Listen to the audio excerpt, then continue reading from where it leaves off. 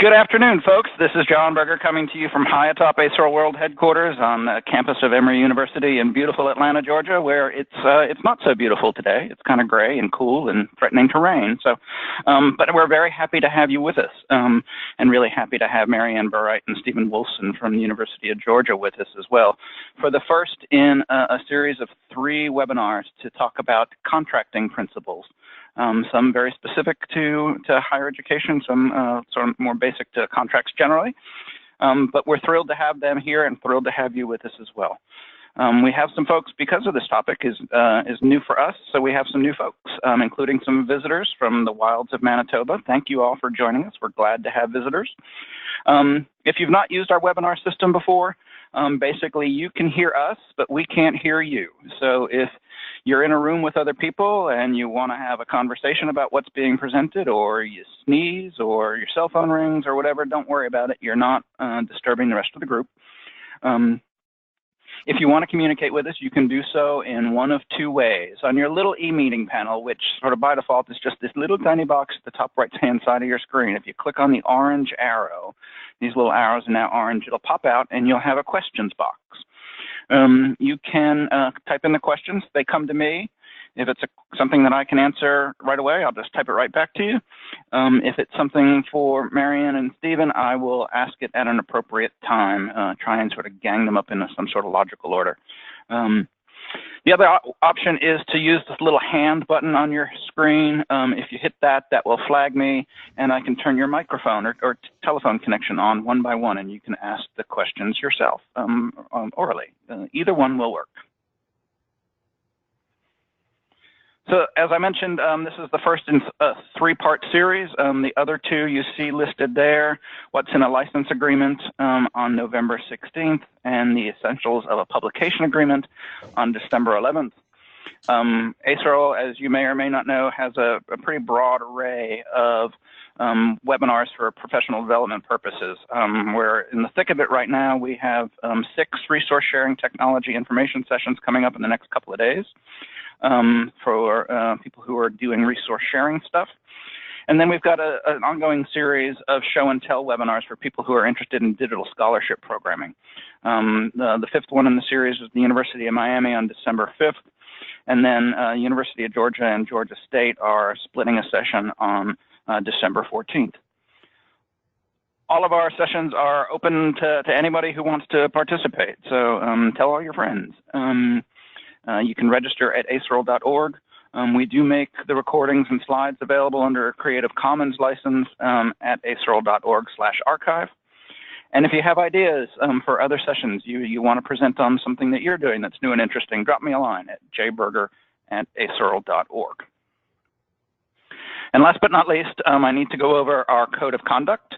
This is a relatively new document for us, and really just codifies what has been our longstanding principles, that we want to make sure that everybody feels safe and secure in our events. We've never had a problem that I'm aware of, and we want to keep it that way. So, you know, play well with others. If for some reason you feel like you are being mistreated or harassed, by all means let me know when you feel like it's safe to do so. We will treat those reports confidentially and determine an appropriate response, as you see there, up to notifying the accused person's employer of the incident. So the full code is there using that link. It's also available on our homepage. If you have any questions, by all means, let me know. So that's it for the housekeeping. I am pleased to turn it over to Stephen and Marianne. They are comfortably ensconced in Athens, Georgia. So there you are, basics contracting, and in presentation mode. You're good to go, guys. Take it away. Thanks for joining us. Great, thank you for all of you for being here. My name's Stephen Wolfson. I'm going to be kicking things off today. I should mention, since we have visitors from Canada, I don't really know anything about Canadian law. I assume this is applicable, and I hope it is. But with that sort of caveat, let me get things rolling. So why should you care about contracts basics? So all of you have self-selected to be here, so obviously you have some interest in what we're going to say about sort of the very basic rudimentary contract law that we're going to discuss today. But I thought I wanted to address at least 4 reasons why I think that what we're going to be speaking about is valuable for you to hear.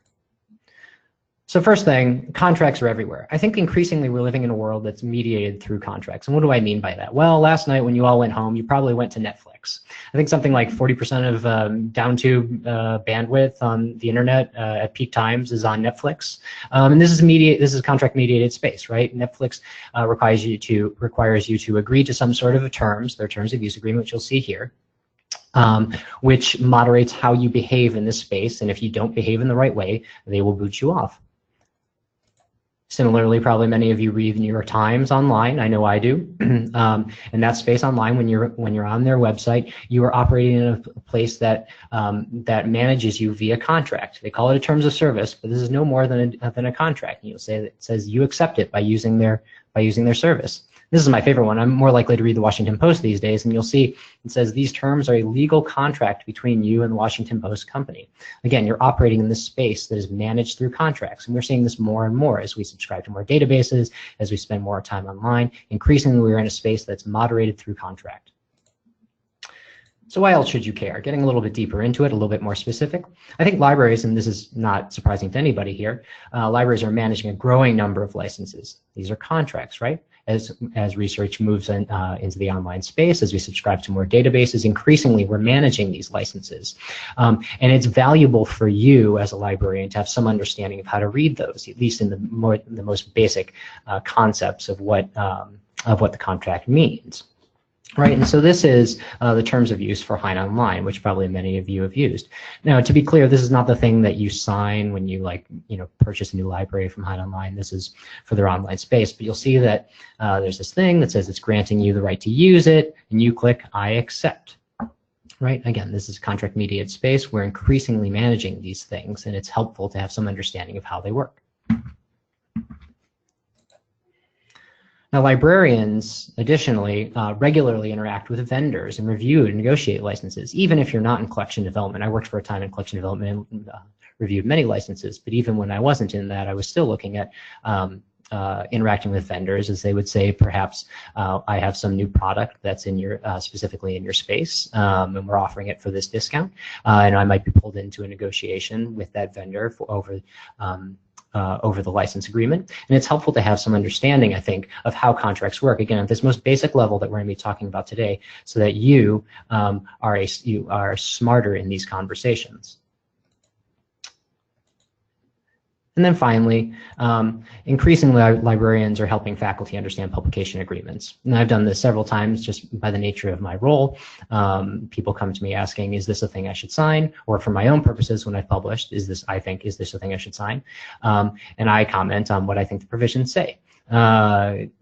Again, having some basic understanding of contract law helps me speak to these on these issues better, and hopefully it'll help you as well.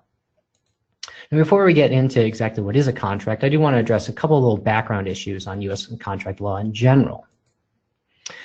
So contracts are sort of fundamental to U.S. law in a way.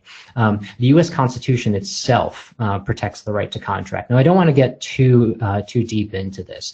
Article 1, Section 10, Clause 1 is the Contracts Clause, and it's sort of debated as to how powerful that clause really is. But I think what's important is, as an example, that the founders thought that contracts were so important, so fundamental to the law in the United States, that they baked it right into the contract, right?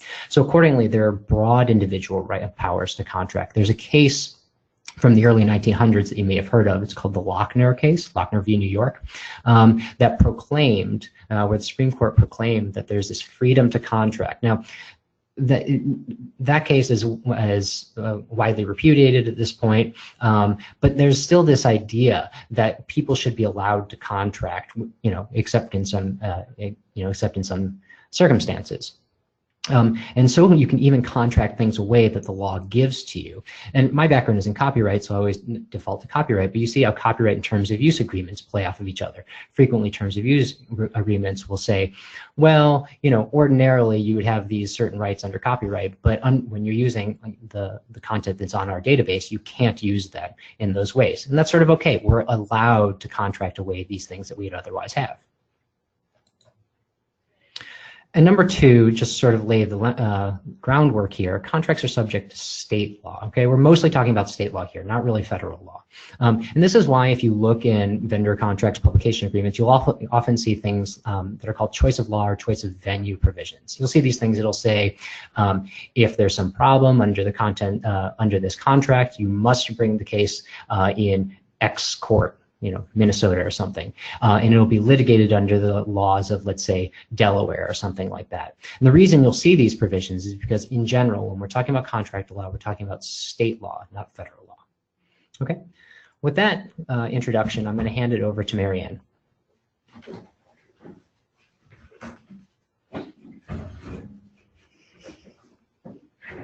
Good afternoon, everyone. This is Marianne Burright at the University of Georgia. So we're going to talk about what is a contract.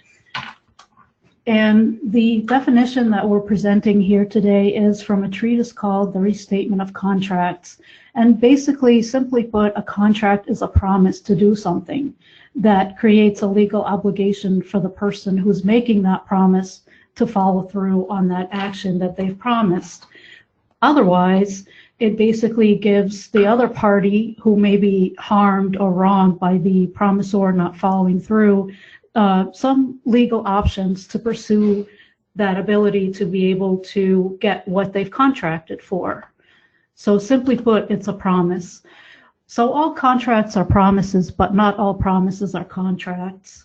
So what does that really mean? There are some promises that don't really fall into the rubric of the legal contract meaning, such as gifts. So if I decide I want to gift away the contents of my house to somebody for no exchange, it's a gift, it's not a contract. Ads, all the ads that you see typically are not really considered contracts in the legal sense. Of course, illegal contracts, you can't contract to have somebody killed or sell drugs or what have you. Those no court is going to enforce that. And also conditions. So a mere condition. Let's say if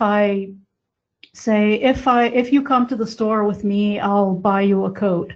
Just a mere condition does not constitute a legally binding contract. So for example, take a look at this ad from Hein Online. So it says, try a 6-month trial for free, and then you get 50% off your first year. Think for a minute, is this ad a contract or is it just an ad?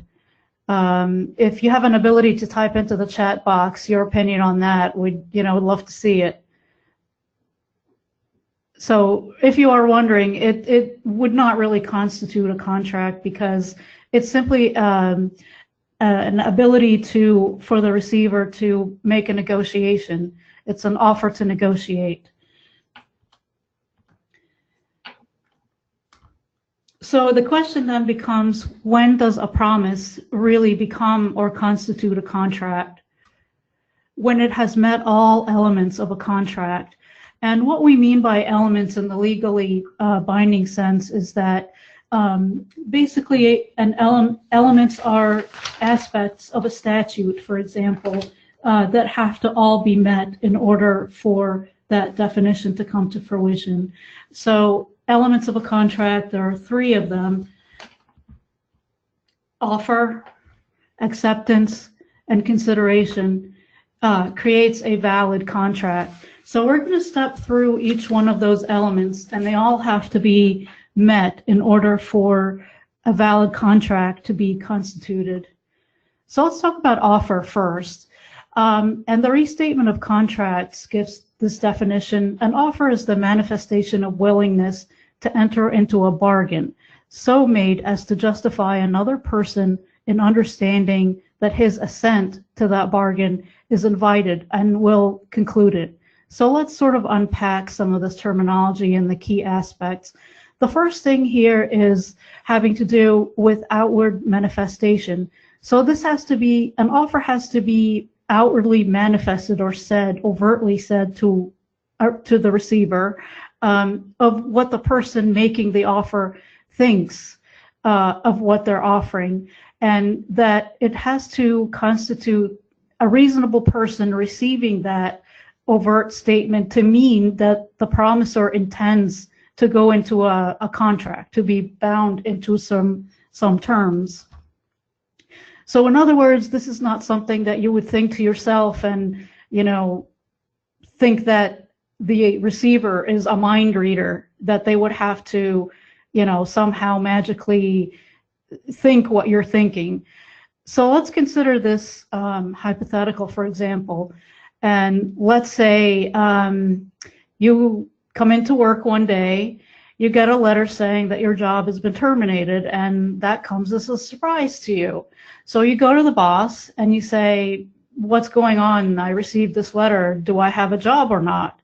And your boss says to you, no, you're okay. Get back to work. You're fine. And you go on back to work. Maybe a week later, you get another letter saying your employment has been terminated. You're not receiving any more paychecks. So think about this hypothetical for a minute. Does this constitute what your boss said? Go on, you're okay, get back to work. Does that mean that you still have a job or you don't? A particular court in that case has said that this person does have a job because the outward assent of what the employer has said is that get back to work. That was an outward manifestation of what that employer says, that the employee still has a job. So that's what's meant by outward assent. And let's unpack a little bit further to go on to what the employee has thought of that response, which is to mean that the reasonable person would understand this to mean that, yes, I still do have a job because of what I was told. So that's where the reasonable standard, the reasonable person standard comes in. It basically means what has the receiver of the message understood you to mean.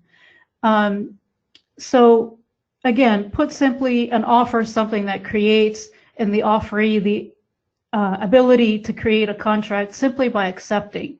So again, by accepting, you've accepted the offer.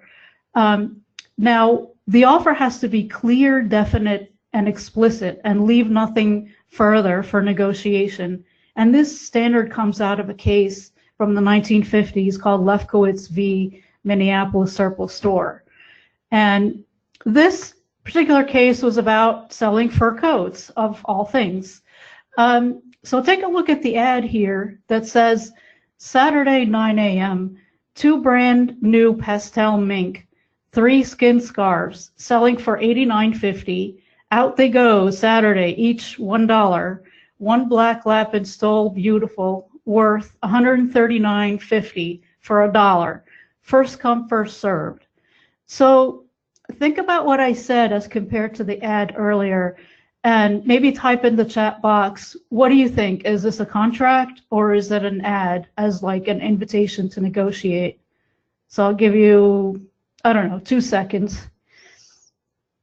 Gut instinct, just type it in.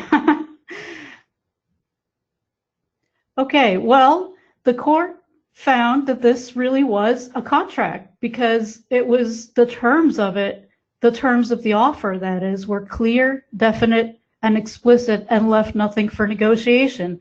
I mean, think about it. It's specifying the time, Saturday, 9 a.m.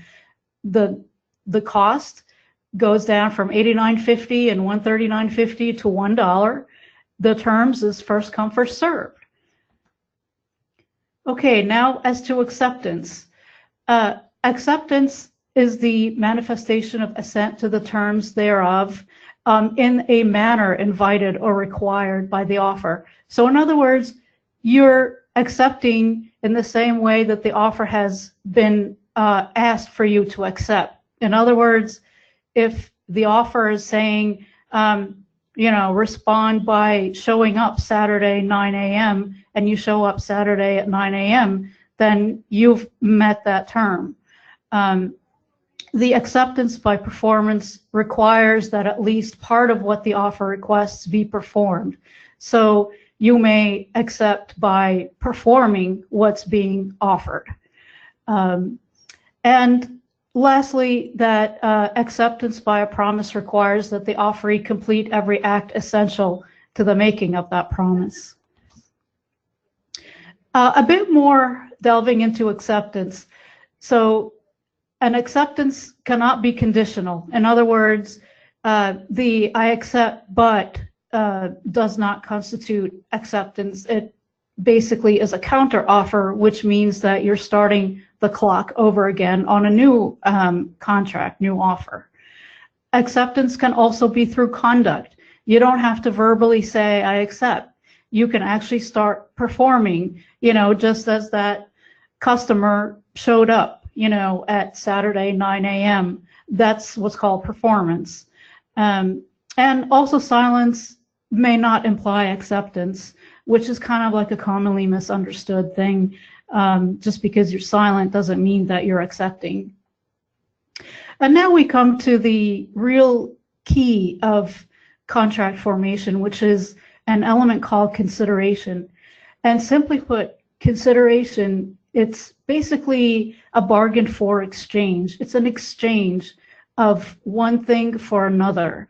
Remember I talked about a contract can't be just a condition.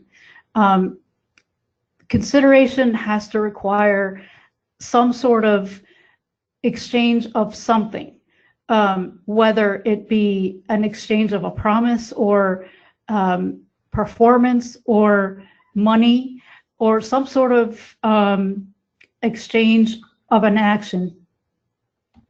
This is kind of a very hard concept to understand, but basically that what you need to know about it is that that courts are not necessarily going to evaluate the value of the consideration. In other words, a court is not going to consider whether, let's say, the database that you're paying $1 million for is really worth the $1 million. Courts look at to evaluate simply whether parties have exchanged something. And also consideration doesn't always equal money. It could also be something else, like a performance of some action. So what does it mean to have a valid contract or an enforceable contract? Having a valid or an enforceable contract is what allows you to go into court and collect money or some other action on the part of the person who breached. And basically courts prefer to deal with money damages rather than specific performance.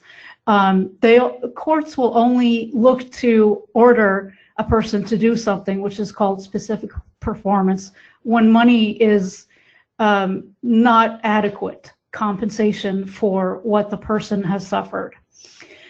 So let's take a look at this hypothetical, for example, to just give you some, basic principles around this. So let's say Bob promises to paint Mary's house for $125 on January 1st, 2019 for job completion on or before 9 p.m. and the payment of the $125 is payable upon completion of the job. Mary says, okay, that's fine, accepts. Bob does not show up on January 1st, 2019 to do the job. Does Mary have an enforceable remedy? Can Mary collect something? So think about it for a minute. Next question, Bob finishes the job before 9 p.m. Eastern Standard Time and Mary does not pay him the promised $125. Does Bob have an enforceable remedy to assert?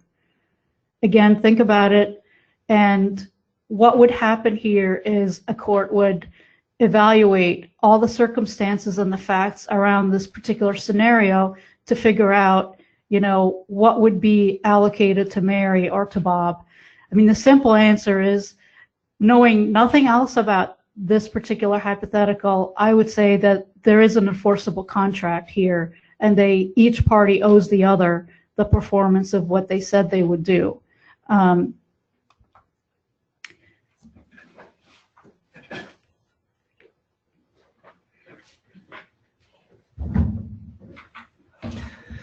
So I'm going to talk a little bit about some final notes about these basic elements of a contract. You'll notice at no point we said there has to be a written document for there to be a contract. And I think this is frequently misunderstood. The thing we call a contract, right? That piece of paper, many pieces of paper that you sign your name on, that says the party of the first part agrees to do something and the party of the second part agrees to do something. That is a contract, but it's not really required for the most basics of what a contract is. All that's really required, again, is this offer, acceptance, and consideration. That's it. And contracts can be verbal or implied by conduct, as Marianne mentioned. So let's say you want to hire somebody to mow your lawn. You say, hey, if you mow my lawn, I'll pay you $50, and that person goes off and starts mowing your lawn. You have a contract there, likely. I can't say for 100% certain, but it seems like there's a contract there. The terms of it is that this person has to mow your lawn, and if he or she completes it, you will pay them $50. There doesn't need to be a written document. There doesn't even need to be a verbal agreement. You have a contract there.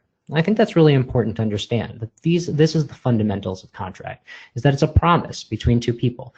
I'll do something for you if you do something for me. And it's a promise that a court will enforce, because again, not all promises the courts will enforce. Now, I said that a written document isn't required, but in some instances it is required. So there's this thing called the Statute of Frauds. And the Statute of Frauds is sort of a cover term for instances when the law does in fact require a written contract in order for it to be valid. And there's a number of these, and we've listed four things that are covered under the general statute of frauds. There's sale of goods of $500 or more. That comes from the Uniform Commercial Code. The Uniform Commercial Code is something that's been adopted either by whole or in part by most of the states in the country to regulate sales and particularly sales of goods. So sales of goods over $500 have to be in writing. Similarly, a lease of goods over $1,000 has to be in writing. Moving away from the UCC, there's some other agreements that have to be written, things that can't be performed for more than a year. And you see why this might be. It's because it might be hard to prove that you had an agreement a year out from when you made it. Similarly, a lease of real property for longer than a year has to be in writing. And again, we think about this because you need to prove that you have some sort of agreement. Now, I want to move on to this next bullet point here because I think this is one of the most important things we're going to talk about, is that when a contract is written, when the parties boil down their agreement into a written document, courts usually assume that it's complete and they'll look within the four corners, quote unquote, four corners of the document to understand its provisions. Now, what does that mean?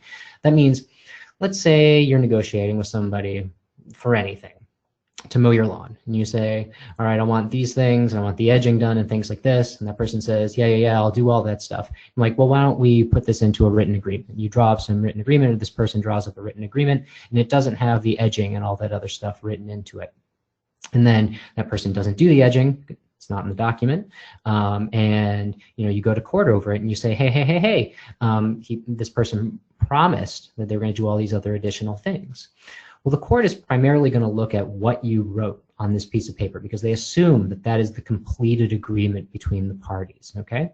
It's only going to look at extrinsic evidence or evidence of those other negotiations you had, this, hey, I asked you to do these things, yeah, I'll totally do it. Those are only going to come in where the provisions are ambiguous. And I think this is really important because often we hear puffery, we hear people say things. You need to be sure that when they say things, if you want that as part of your agreement, that it's in the document. So be sure to review that because in general, if it's not in the document, it's not going to come in as part of the contract. In fact, oftentimes you'll see provisions that in a contract that say specifically, this is the whole agreement and there's nothing else between the parties that we've agreed to. Even if you think you did, there's nothing there. So we also wanted to address remedies really briefly. Now, we're not going to go too deeply into remedies. Quite frankly, remedies is a really complex subject. There's a whole courses in law school on remedies. But we want to at least bring up some basic concepts of remedies. so you have an idea of them. So what happens when one party breaches? So there's at least, well, there's several different, but these are at least 4 that we're going to list today. So there's expectation damages. So as I wrote here, the aggrieved party receives money in general to be put into place as if the contract had been performed. And we'll explain this a little bit in a second. Then there's reliance. And these seem sort of similar, and they are, but I'll explain the difference in a second. So the aggrieved party receives money to compensate for the loss in relying on the contract. Now, liquidated damages is a provision you're going to see a lot in well-written sort of professional contracts. It's something that the contract says will happen in case of a breach. So if, let's say, this lawn mowing contract says, if one party breaches this contract, then the other party owes that somebody $100 or something like that. That's called the liquidated damages provision. And these, again, are very common to sort of well-written professional contracts. And then there's specific performance. Marianne mentioned specific performance briefly. This is occasionally, and again, this is disfavored, but occasionally the court can force the one party to do what he or she said they were going to do. And we'll look at that in just a second. So we go back to our hypo right here. So let's say that Bob promises to paint the house and he does not paint the house. And so Mary still wants her house painted and she hires somebody to do it, but can only get somebody to do it for, let's say, $140, not $125. The expectation damages would be like $15. The difference between what Bob promised to do and what Mary ended up having to pay instead is like $15, 125, 140 minus 125. Those are expectation damages. She gets put in the place she would have been had the contract been performed. Now let's go a little bit deeper into this. Okay, so let's say Bob agrees to paint the house, and then in between the time when he agrees to paint the house and they make this agreement, Mary goes out and she buys drop cloths and paint and paintbrushes and things like this. And then Bob fails to paint the house. In this instance, Mary can potentially recover the cost of those materials, the paint, the drop cloths, the paintbrushes or whatever. Those are reliance damages. Again, there's ways that this is mediated through the law that to be mitigated, but in general, that's kind of the idea behind reliance damages. Now, third, liquidated damages. Let's say there's just a provision in the written agreement that says if one party doesn't do this, the other party agrees to do that. That's a liquidated damages provision. And then we'll think about specific performance. So specific performance may not work really well in this example, but let's say we live in a world where Bob is the only house painter in the entire world. There's none other. In this instance, because he's the only person who could possibly do this task for Mary, the court may choose to force him to do it. And that's a specific performance damages situation. Again, it's uncommon and it's unfavored. It's disfavored. However, you could imagine it, again, in a world where Bob is the only house painter. So we're going to wrap up here, and we're going to leave ample time for questions. But I just want to mention 3 takeaways, at least 3 things that we hope that you can take away from today's presentation into our next presentation. So first, remember, a valid contract is nothing more than a promise to do something. It's just a promise that the court is going to enforce, okay? You say you're going to do something, I say I'm going to do something, great, we have an agreement, we have a contract that the court will enforce, potentially. And then second, remember, there's only 3 essential requirements for something to be a contract: offer, acceptance, and consideration. I say, if you do this, I'll do that. You say, sounds good to me, I accept. And then third, there's this bargain for exchange, something that we decided between us is the terms of the contract. Boom, you have a contract, nothing more. And then third, even though written documents are not always required, if there is a written document, courts are going to look there first to determine what the agreement is, okay? So if you want something in your agreement, be certain to have it written into it. Otherwise, it's unlikely to be part of that contract. So with that, I hope that we can take some questions. I do want to mention one thing that I don't think we were clear on. So offer plus acceptance plus consideration equals K. In the law, and in law school, we call contracts Ks. It's just because Cs are other things. Thanks, y'all. I appreciate that. First question, folks, again, by all means, enter your questions in the questions box on the panel. First question is, if there is a written contract, must it be signed by both parties for it to be valid? It depends, but in general, yes. So unfortunately, the answer to all law school questions is it depends, but you can assume that yes, you're going to need to assign it. So think of it this way. There's no evidence that you actually agreed to it without your signature, right? And it doesn't necessarily need to be like notarized or anything, but you can think probably yes. Marianne, I think, has something to say. Oh, yeah. Never mind. Okay. Other questions, folks? By all means, enter them in the questions box. I will take a quick second to jump back to, if I can do it from here. Let me see. I'm smart enough to just go back and remind you of the future dates of the other webinars. So what's in a license agreement? Again, Stephen and Marianne will be talking to us about that on November 16th.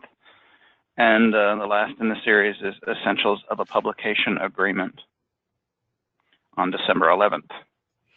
I'll mention, because my background is in copyright, by the way, that the copyright statute requires a written and signed agreement in order to transfer a copyright. So in that instance, you would need specifically a signed agreement. Okay, I appreciate that. So a follow-up question is, if you don't sign the contract but start using a product and pay for it, you might as well have signed for it, correct? So we mentioned that you can accept through conduct, and that certainly looks like acceptance through conduct to me.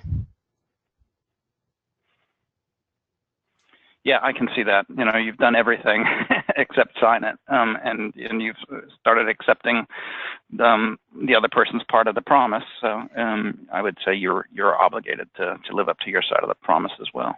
You'll notice a lot of terms of use agreements say something like, and like Google or whatever websites that you can just publicly access, they'll say something like, by using our service, you have agreed to our terms, period. There's not a negotiation there. It just says, by using our service, you've agreed to our terms. Yep. Question is, do email exchanges also count as a contract?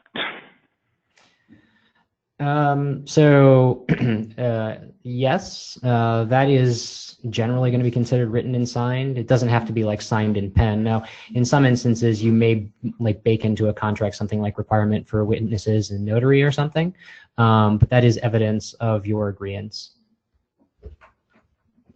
Oh, I just want to add to that, as long as the three elements that we talked about are included in the email, the offer, acceptance, and consideration, then it would be a valid contract regardless of the format.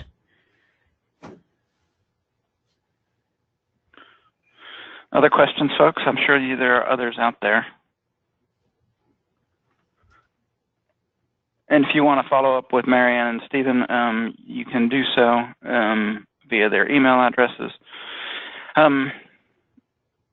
Follow-up question about on the email exchanges. Does this hold up if the other party is based internationally? That's something we didn't really get into. We were talking specifically about U.S. law.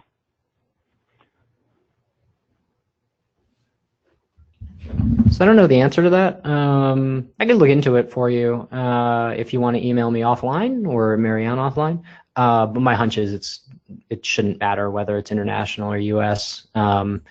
I guess it's going to depend on the country, but in general, my guess is that the answer will be yes. It'll be okay, or it'll still be a contract. Question, what are your thoughts on parts of a contract being posted online and incorporated by reference, yet it is clear that the online portion can be changed by the publisher? So what are my thoughts on that? Or do I think that that is legally okay? So legally, I think it's going to be okay. My thoughts on whether, people can change contracts on you willy-nilly and that being okay with under the contract, it's not very nice. You have something to add, Marianne? No, I guess I don't understand the question fully. Can you kind of give me an example? I'll let the person, but I know that I've seen terms that say, we're signing on this plus terms and conditions that are posted on our website, and those may change from time to time. Or a title list, for example, you're buying a package of journals, and the title list may change from time to time. She says MGG online. I don't know MGG off the top of my head, but others might. I mean, I would think if you agree to those terms being flexible, then you're bound by that. That's right. An agreement like that is going to have some provision that says we reserve the right to change the provision, the terms that are posted online, yada, yada, yada. And in agreeing to that, I mean, you've sort of agreed to that, to that provision, right? As we said, you can there's this broad freedom to contract, and you can contract things that are stupid. I'm not saying that's stupid, but you can contract things that are stupid. Well, I think that also this is an element where the negotiation piece comes in as to if you're, an acquisitions librarian or what have you working with a vendor and you don't like that sort of flexibility and power that the vendor has, you can always say, no, I won't sign for that unless this is removed from the contract.